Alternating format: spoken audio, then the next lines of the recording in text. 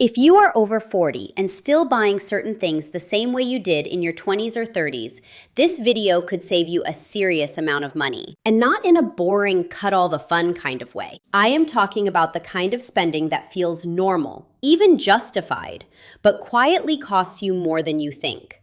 Because once you cross 40, the math changes. Your priorities change. Your time becomes more valuable. Your margin for financial mistakes gets smaller. And the biggest issue is not usually one giant disaster. It is a collection of habits and purchases that made sense earlier in life, but now deliver weaker returns, higher stress, and less long-term value. That is what makes this topic so important. A lot of people over 40 are earning more than they did before, but somehow they do not feel more secure. They do not feel more free. They do not feel closer to financial peace. And the reason is often not that they are irresponsible. It is that they are still spending according to outdated assumptions. They are buying convenience, status, habits, and comfort in ways that no longer fit the stage of life they are in now. So today we are talking about the purchases and money patterns that can quietly cost you more than you think if you are over 40 and still holding on to them. Some of these will sound very familiar. Some might be a little uncomfortable, but that is exactly why they matter. Let's start with one of the biggest traps of all. Buying new cars too often. Now, if you are wealthy and car shopping is genuinely one of your favorite pleasures, fine. But for the average person over 40, replacing a perfectly good vehicle too frequently is one of the fastest ways to keep resetting your finances. At this stage of life, the question should not be, can I afford the payment? It should be, why am I volunteering for depreciation again? A lot of people over 40 should be in their prime wealth-building years. That means unnecessary car turnover hurts more now than it used to. Every time you upgrade because you are bored, because the model looks fresher, or because you want that little emotional rush, you are not just spending on a vehicle. You are spending on taxes, insurance, interest, registration, and value loss. And all of that money is no longer going toward retirement, freedom, travel, lower stress, or options later in life. The same logic applies to oversized houses. There is a reason this hits so many people in midlife. Earlier on, bigger can feel like success. Bigger can feel like security. Bigger can feel like proof that all the hard work paid off. But after 40, a lot of people realize they are not just paying for square footage. They are paying for heating, cooling, maintenance, repairs, furniture, upgrades, insurance, landscaping, cleaning, and the constant pressure to keep every room looking useful. What many people actually want is not a bigger house. It is a calmer life, a better layout, less maintenance, a location they love, a home that supports them instead of draining them. And those are not the same thing. If you are paying heavily for space you rarely use, that extra room is not a luxury. It is overhead. Now let's talk about premium groceries and brand loyalty. By the time people hit 40, they often know what they like, and there is nothing wrong with that. But there is a major difference between paying for quality and paying out of habit. Too many shoppers stay loyal to expensive brands they started buying years ago without ever asking whether those products still deserve the premium.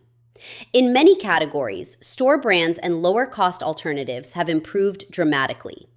The packaging is less exciting, but the value can be much better. If you are over 40, you probably do not need to impress anyone with a pantry full of familiar labels. You need your money working efficiently. Quality matters, yes, but blind loyalty is expensive. And midlife is a great time to replace autopilot shopping with intentional shopping. And that takes us to subscriptions. This one is dangerous because almost nobody feels the pain all at once.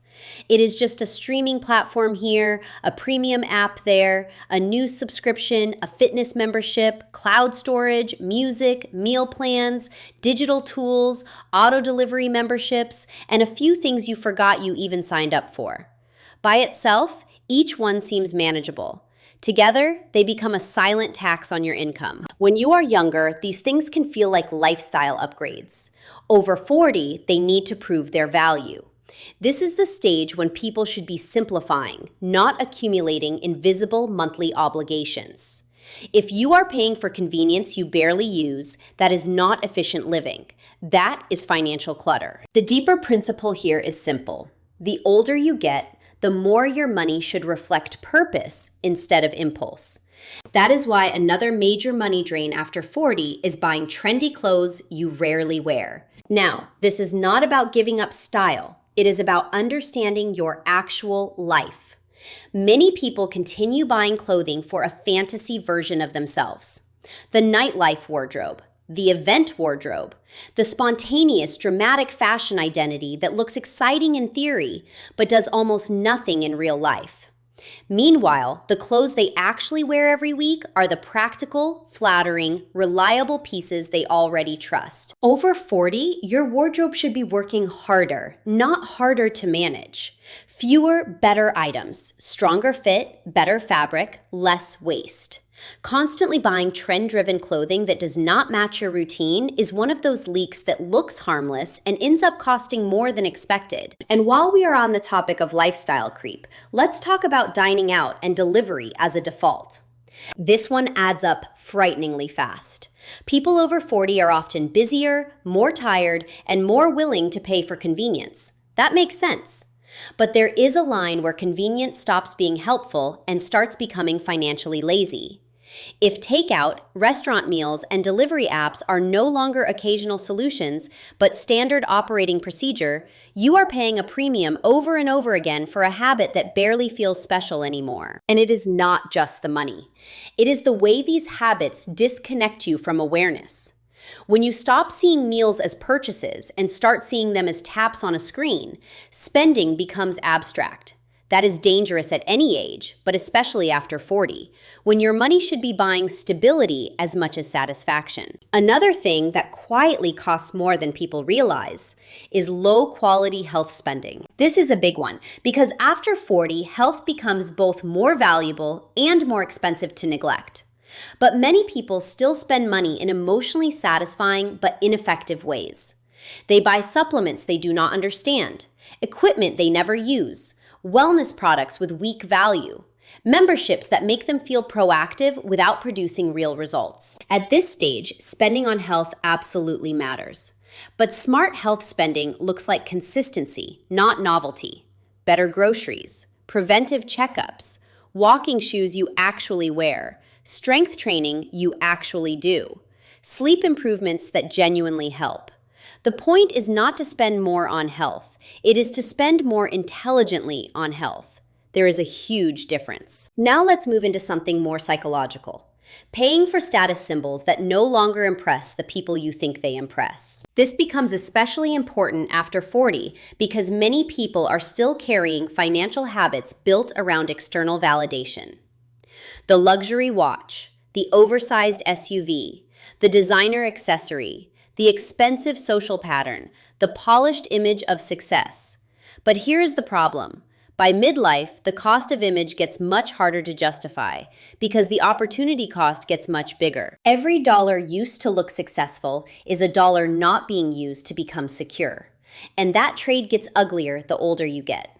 When you are younger, people may excuse image spending as experimentation or ambition. After 40, the stronger move is usually confidence without theater. Real financial maturity starts when you no longer need your purchases to speak for you. And then there is the category that catches even very smart people. Helping other adults financially in unsustainable ways. This is delicate, but it matters. A lot of people over 40 are squeezed from multiple directions at once. They may be helping adult children, supporting aging parents, saying yes to requests from siblings, or covering lifestyle gaps for people around them. Some of that support is loving and necessary. Some of it becomes a pattern that quietly sabotages their own future. If you are over 40, generosity is beautiful. Self-erasure is not.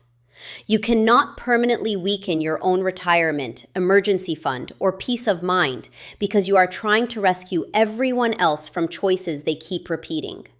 Support should be strategic, not automatic. Otherwise, what feels like kindness in the short term can become a long-term burden you carry for years. Now let's go even deeper, because one of the most expensive things people over 40 still buy is the idea that there is plenty of time left to fix it later. This is not about fear. It is about accuracy. In your 20s, mistakes can often be repaired with time. In your 30s, you still have meaningful recovery room. After 40, time is still absolutely on your side if you act wisely, but it is no longer infinite. That means procrastination becomes more expensive. Delaying retirement contributions becomes more expensive. Carrying high-interest debt becomes more expensive. Staying in financial denial becomes more expensive. So if you are still buying the illusion that you can clean everything up someday, that illusion itself is costing you more than you think. Because the real asset you are spending is not cash. It is compounding time. And this is where the conversation becomes powerful. Because once you see these patterns clearly, the solution is not complicated. It is not glamorous, but it is incredibly effective. You stop asking, what can I still buy? And start asking, what still deserves a place in my life now? That one question changes everything. It changes how you shop for cars. It changes how you think about housing. It changes how you view subscriptions, clothing, dining, status, and convenience. It changes how you decide what is worth maintaining and what is just left over from an earlier version of yourself. And that matters because one of the greatest financial advantages of being over 40 is that you know yourself better. You know your patterns. You know what you actually enjoy. You know what drains you. You know what purchases produce real value and which ones just create maintenance. That is a gift. But it only becomes powerful if you use it. Too many people over 40 are still buying as if they are trying to become someone. The smarter move is to buy in a way that supports who they already are and where they actually want to go. That means your spending should become more selective, more personal, more efficient, and less performative. It also means recognizing that after 40, freedom becomes more valuable than stuff. Freedom to change jobs without panic. Freedom to handle surprises. Freedom to help people without resentment. Freedom to retire with dignity. Freedom to say yes to travel, rest, hobbies, generosity, or a slower pace of life. Those freedoms are built by what you do not waste just as much as by what you earn. That is the advanced layer most people miss. Money is not only for buying things. It is for buying margin, breathing room, flexibility, reduced stress, stronger options. And if you are over 40, that kind of value should be climbing higher and higher on your priority list. So how do you put this into practice without becoming extreme? You use a better filter. Before you make a non-essential purchase, especially a recurring one, ask yourself a few sharper questions. Does this fit the life I actually live right now? Will this still feel worth it in 6 months? Is this improving my future or just decorating my present? Am I paying for quality or am I paying for identity? And most importantly, what is this replacing? That last question is everything. Because every purchase replaces something. It might replace peace of mind. It might replace investing. It might replace the ability to work less later. It might replace options you have not thought about yet. Once you start seeing spending through replacement instead of excitement, your decisions get better very quickly. And there's one more thing people over 40 need to hear. You do not need to panic if you recognize yourself in this video. You do not need to feel guilty because you bought the car, the house, the subscriptions, the clothing, the convenience, or the image. Guilt is not a financial strategy. Awareness is. The goal is not to punish yourself for past choices. The goal is to stop making expensive decisions out of habit when your current life is asking for a different standard. That is where real power begins. Maybe you do not need a dramatic reset. Maybe you just need to stop replacing your phone so often. Maybe you need to trim 8 subscriptions. Maybe you need to cook 3 more nights a week. Maybe you need to stop funding appearances and start funding flexibility. Maybe you need to right-size the house, keep the car longer, simplify your wardrobe, or finally stop pretending there is endless time to get serious. Those are not small things. Those are the kinds of changes that create momentum. Because financial progress after 40 is not about becoming a different person overnight. It is about making your money match your wisdom. And that is such an important shift, because by this age, you have already learned a lot. The question is whether your spending reflects what you have learned. If it does, life gets lighter. Your budget gets clearer. Your goals get closer. Your stress drops. Your confidence grows. And perhaps most importantly, you stop feeling like your money disappears into 1,000 little places that no longer matter. So yes, if you are over 40 and still buying certain things, it may be costing you more than you think. But the really good news is that once you see it, you can fix it. Not by becoming cheap, not by giving up everything enjoyable, but by becoming far more precise about what is actually worth paying for at this stage of your life. And that is where smart money gets